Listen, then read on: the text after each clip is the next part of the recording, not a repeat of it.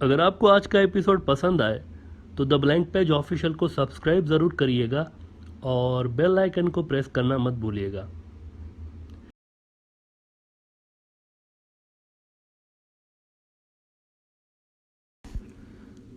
Broader view के episode number 554 में हमने ये बात की थी कि चाइना के फाइटर जेट्स की परवाज़ें बढ़ गई हैं ताइवान के ऊपर, ताइवान के एयर स्पेस के अंदर, और ताइवान कभी भी चाइना ले जा सकता है।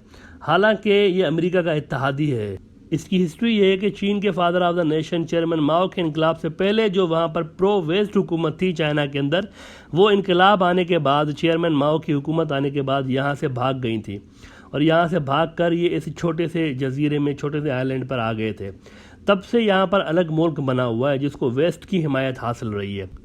इसको यूएस अलग मुल्क मानता था, ये बात अहम है कि अमेरिका इसको अलग मुल्क मानता था, लेकिन फिर जब अमेरिका और सोवियत यूनियन की कोल्ड वार हुई थी तो चीन और अमेरिका की सुलह हो गई थी। उस सुलह के बाद अमेरिका ने ताइवान को अलग मुल्क मानना बंद कर दिया और उसकी बजाय इसको चीन का हिस्सा तस्लीम कर लिया था और आज तक वो इसको चीन का हिस्सा तस्लीम करता है। इसको वन चाइना पॉलिसी कहा जाता है। दुनिया के कोई 14-15 मुल्क, छोटे छोटे मुल्क हैं जिनका नाम भी आपने नहीं सुना होगा, ऐसे ऐसे मुल्क भी हैं।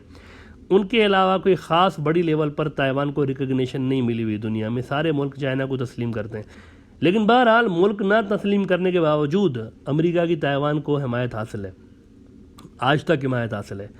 अब चाइना के यूं सुपर पावर के तौर पर उभरने से ये खतरा पैदा हो चुका है कि ताइवान को चाइना अपने अंदर एनेक्स न कर दे अगले चंद साल के अंदर अंदर, या मे भी उससे पहले ही कर दे। हमने ब्रॉडर व्यू के अंदर कहा था कि अमेरिका कहता तो है कि ताइवान हमारा इत्तेहादी है, लेकिन हम आपको बता दें कि सवाल ही पैदा नहीं होता कि वो खुल के चीन के खिलाफ आ जाएं इस तरह, इस छोटे से इलाके को बचाने के लिए। It's impossible. यहाँ आने का, ताइवान को बचाने का अमेरिका को कोई ख़ास स्ट्रेटजिक फ़ायदा पहुँचेगा नहीं, कोई ख़ास फ़ायदा नहीं पहुँचेगा, और ना ही कोई मॉरल अथॉरिटी अमेरिका के पास मौजूद है उनको ताइवान बचाने के लिए। जब अमेरिका उसको मुल्क ही नहीं मानता, चाइना का ऐसा मानता है, तो क्यों आएगा अमेरिका यहाँ पर उसको बचाने के लिए। लेकिन फिर भी कल अचानक से आलमी मीडिया में एक तरह का भूचाल आ गया जी, एक भूचाल आ गया। मगरबी मीडिया ने खबरें लगाना शुरू कर दी कि भाई बाइडन साहब कह रहा है कि हम तो ताइवान को बचाने के लिए आएंगे मैदान में। अब ये बहुत बड़ी बात है, कुछ भी हो जाए, उन्होंने कहा हम ताइवान को बचा के लेंगे। This was a very serious, this was very huge story by the way. इसका तो ये मतलब निकल रहा था कि अमेरिका ऐलान कर रहा है कि हम दू बदू जंग के लिए तैयार हैं चाइना के साथ। वैसे दुनिया अफोर्ड कर नहीं सकती अमेरिका और चाइना की दू बदू जंग। दोनों न्यूक्लियर पावर हैं, हज़ारों की तादाद में अगर दोनों के मिला लिए जाए न्यूक्लियर्स तो इतने ज़्यादा बनते हैं, दुनिया अफोर्ड नहीं कर सकती। हर जगह जनाब वेस्ट के अंदर शोर मच गया कि भाई बाइडन ने कह दिया है कि मैं बचाऊंगा ताइवान को। अच्छा, वैसे जो लोग ये हमारा एपिसोड देख रहे थे 554, वो कह रहे थे कि यार ये तो आप झूठ बोल रहे हैं कि इट्स इम्पॉसिबल कि अमेरिका आ जाए। इंडिया के अंदर तो बल्कि संगी जो थे वो तो नाचने लगे खुशी के मारे कि हमारी प्रार्थनाएं सफल हो गई, बाइडन आ रहा है हमारे शत्रु चीन को भस्म करने के लिए। उधर तो बड़े डांस शुरू हो गए, वहाँ पे तो कमाल हो गया, ये अचानक से बैठे बैठे चमत्कार हो गया है, अमेरिका लड़ने जा रहा है चाइना से। इसके बाद जनाब एक धमकी आई है चीन से, एक धमकी आई है सिर्फ। द गार्डियन लिख रहा है कि China warns against wrong signals aides Biden suggests US would defend Taiwan. एक मैसेज आया चीन से कि बाबू जान से भाई, ज़्यादा शोले फिल्म का जे और वीरू बनने की कोशिश मत करें, रामगढ़ को बचाने इधर मत आइए, उधर ही रहें आप, ठाकुर बन के साइड पे बैठे के खड़े हुए नज़र आएँ, बस उधर ही सही है आप, हाथ पे टूंडे मुंडे बन के पड़े रहें, इधर आने की कोई ज़रूरत नहीं है। चाइना की इस एक धमकी के बाद जनाब फ़ौरन वाइट हाउस से क्लेरिफिकेशन आ गई कि बबुआ हम तो मजाक करत थे तोरे संग, it was a slip of the टंग। ये वाइट हाउस से वजाहत आई है कि it was a slip of the टंग। लेकिन इस पे भी चाइना ने एक और धमकी दे दी अमेरिका को कि 1.4 बिलियन चाइनीज से तुम लड़ सकते हो। ये धमकी है, ये बाकायदा अमेरिका के लिए कि 1.4 बिलियन चाइनीज से लड़ भी सकते हो, तुम खड़े हो सकते हो हमारे सामने, 140 करोड़ चीनियों के सामने तुम खड़े हो सकते हो। ये अमेरिका को उन्होंने कहा है, चाइनीज़ ने। ग्लोबल टाइम्स चीन का सरकारी अखबार है, उसके ज़रिए अमेरिका से उन्होंने एक पैगाम दिया अमेरिका को कि defend Taiwan can hardly be seen as a slip of the tongue, but Biden has yet to say how और dare to stand against 1.4 billion Chinese. खड़े हो सकते हो हमारे खिलाफ तुम, अमेरिका को कह रहे हैं वो। आप में इतना दम नहीं है कि हमारे खिलाफ खड़े हो सके। क्लियर उन्होंने बड़ा एक ज़बरदस्त किस्म का, सख्त किस्म का मैसेज दे दिया चाइना ने अमेरिका को कि तुम खड़े नहीं हो सकते हमारे सामने। तो ये ताइवान को डिफेंड करने की बातें बंद करो, ये स्लिप ऑफ द टंग अपनी बंद करो।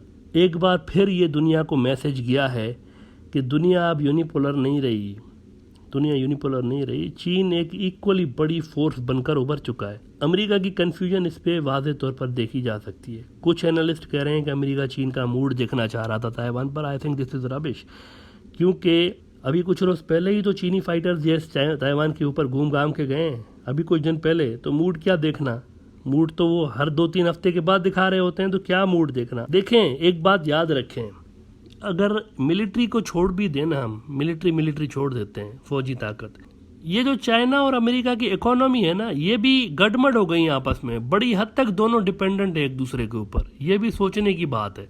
बड़ी हद तक डिपेंडेंट है, यानी अमेरिका की कंपनियां बहुत ज़्यादा रिलाय करती हैं चाइनीज़ सप्लाई चेन पे। अमेरिका भी इंडिया वाला हिसाब है, वो भी उधर चाइना पे डिपेंडेंट है कि उधर से सप्लाई चेन होगी तो अमेरिकी कंपनियां रन करेंगी, या अमेरिकी कंपनियां माल बेचेंगी तो वो इधर कंज्यूमर उनके बैठे हुए चाइना में वो लेंगे। बड़े हद तक दोनों डिपेंडेंट है, इसलिए ये इस तरह दूबदू जंग में जा नहीं सकते। अमेरिका अफोर्ड नहीं कर सकता। न्यूक्लियर का फैक्टर हटा भी दें अगर आप, तो ट्रेड के फैक्टर की वजह से भी बहुत ज़्यादा यहाँ पर एक कन्फ्यूजन क्रिएट है। लेकिन मसला ये है कि दोनों ने लड़ना भी है, लड़ना नहीं भी है, अजब सी कन्फ्यूजन है। तो इसीलिए कोल्ड वार चल रही है दोनों के बीच। और जैसा कि हमने कहा कि बाइडन ने ये जो चीज़ की थी ना, असल में दुनिया में एक तासुर बैठ चुका है कि अमेरिका अपने अलाइज को डंप कर देता है, उनको बचा नहीं पाता है। तो जो बाइडन जो थे वो दरअसल इस तासुर को ज़ायल करने की कोशिश कर रहे थे, ये लफ्ज़ के। अलबत्ता चाइना से बड़ा सख्त रिस्पॉन्स आने के बाद उन्होंने सॉरी करके वो पीछे हट गए। जो बाइडन ने कहा क्या था वो ज़रा सुने और फिर आप खुद डिसाइड करें कि क्या ये वाकई स्लिप ऑफ द टंग था या बिल्कुल उन्होंने क्लियर कट कह दिया था। वाशिंगटन वाले बाबा ने कहा था कि we have a commitment to defend the island if it is attacked. अब इसमें स्लिप ऑफ द टंग कहाँ है? कमिटमेंट है हमारी, वो कह रहे हैं हमारी कमिटमेंट है कि आइलैंड, इसको ताइवान को आइलैंड, इसको बचाएंगे, हमारी कमिटमेंट है। तो इसमें कहाँ है, इसमें स्लिप ऑफ द टंग कहाँ है? तो क्लियर कट बोल रहे हैं, स्लिप ऑफ द टंग तो नहीं है। इसमें नज़र आ रहा है कहीं इस जुमले में आपको कि ये स्लिप ऑफ द टंग हो सकती है? क्लियर कट है, बड़ा एक इन्होंने सही स्टेटमेंट दिया है, सीधा। लेकिन 24 घंटे भी अमेरिका अपने इस कमिटमेंट को नहीं निभा पाया। ये जो बड़ी बड़के मार रहे थे, वाशिंगटन बाबा कह रहे थे कि वी हैव अ कमिटमेंट, तो 24 घंटे के अंदर कमिटमेंट ठोस हो गई जी, गिर गई कमिटमेंट। स्लिप ऑफ द टंग कहकर और सॉरी करके पीछे भाग गए। ये इटसेल्फ साबित करता है कि अमेरिका अब वो अमेरिका नहीं रहा। अच्छा, ये याद रहे कि अभी हाल ही में रूस ने ताइवान के लिए कहा हुआ है कि ये तो चीन का हिस्सा है, यानी कि ताइवान के मामले में सिर्फ चीन नहीं, अमेरिका ने रूस को भी डील करना है, which is next to impossible for America. जाहिर सी बात है, अगर दोनों मिल जाते हैं, इतनी बड़ी कुव्वतें हैं दुनिया की ये दोनों। तो बहरहाल हम अपनी एनालिसिस पर कायम हैं कि ताइवान की मिलिटरली हेल्प करने के काबिल है नहीं अमेरिका, और चाइना भी ताइवान को बिना जंग के हासिल कर लेगा। परहैप्स वो बिना जंग के हासिल कर लेंगे, बहुत कम वहाँ पर मार कुटाई होगी, क्योंकि दोनों तरफ चाइनीज़ रहते हैं और इनके रिलेटिव्स जो हैं वो इधर भी मौजूद है, उधर भी मौजूद है। चाइना एक ही कौम है, दोनों जगहों पे रिश्तेदार आपस में रहते हैं। तो चाइना फोर्स का कम से कम इस्तेमाल करेगा। हो सकता है उनको करना भी पड़े तो कम से कम फोर्स यूज़ करेगा चाइना, कुछ इस तरह की स्ट्रेटजी उनकी होगी। अमेरिका असल में परेशान है जी, असल में अमेरिका परेशान है। उसका पावर दुनिया में हर गुजरते दिन के साथ कम होता जा रहा है। इवन नेटो जो उनका ख़ास इत्तेहादी है, जो कि सोवियत यूनियन के ख़िलाफ़ बना था और बाद में रशिया को प्रेशराइज करने के लिए इसको एज इट इज़ रखा गया। जब सोवियत यूनियन टूट गया तो फिर पूछा गया अमेरिकन से कि आपने नेटो क्यों रखा हुआ है। तो मतलब एक बात तो थी ना, अगर सोवियत यूनियन के खिलाफ बना तो सोवियत यूनियन तो टूट गया, लेकिन फिर भी उन्होंने रखा हुआ था। गालिबन उनको ये था कि कहीं कभी अगर रूस दोबारा उठे तो हम दोबारा इसको यूज़ करेंगे। नेटो के उसके इत्तेहादी जो है ना, वो अब रूस और चीन की तरफ जाते जाते नज़र आ रहे हैं, काफ़ी इत्तेहादी उसके। अभी हाल ही में तुर्की नेटो का इत्तेहादी है, तुर्की को अमेरिका ने FATF की ग्रे लिस्ट में डलवाया है हाल ही में। हम पहले भी ये बात कर चुके हैं कि ये जो चाइना कहता रहता है ना कि अमेरिका का वर्ल्ड ऑर्डर जंगल का कानून है, जो कि सिर्फ अमेरिकी मफादात को प्रोटेक्ट करने के लिए अमेरिका ने बनाया हुआ है, दुनिया पे अपनी बालादस्ती कायम करने के लिए बनाया हुआ है, ये जंगल का कानून है। चीनी कहते रहते हैं, ये ऐसे ही नहीं कहते। IMF, वर्ल्ड बैंक, FATF, ये सारे टूल्स हैं अमेरिकी वर्ल्ड ऑर्डर के। बल्कि FATF तो बिल्कुल एक्सपोज होकर रह गए हैं ना सियासी तौर पर कि ये कितना पॉलिटिकल है। तुर्की को उन्होंने इसलिए ग्रे लिस्ट में डाला है अभी क्योंकि वो रूस के करीब हो गए।